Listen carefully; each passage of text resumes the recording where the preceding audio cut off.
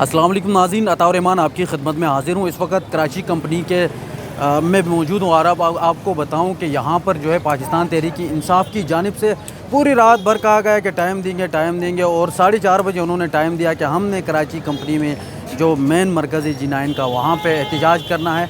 एहतजाज के लिए इस रोड से जो है वो रैली आई, वहाँ से तकरीबन 300 से 400 बंदे थे, जिसमें बैरिस्टर गौहर था, इसके अलावा शोएब शाहीन था और 2-3 उनके मज़ीद रहनुमा थे जो यहाँ पे आए। और यहाँ पर जो है वो पुलिस, इस्लामाबाद पुलिस पहले से मौजूद थी और फिर जो है वो उन्होंने जो मुजाहिरीन थे उनको मुंतशिर किया, लाठी चार्ज किया।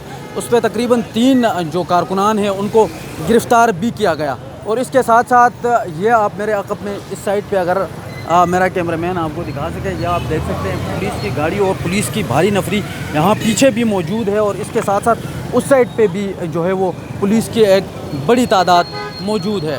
आपको मैं बताऊं कि यहाँ पर जो है वो पाकिस्तान तहरीक इंसाफ के जो कारकुनान थे वो अभी गलियों में, लोग ये कह रहे हैं कि पीछे गए हैं और मुख्तलिफ़ जगहों पे छुपे हुए, उनका कुछ पता नहीं। और पुलिस जो है ना वो बिल्कुल क्लियर कट आप देख सकते हैं फुल तैयारी के साथ बैठी हुई है।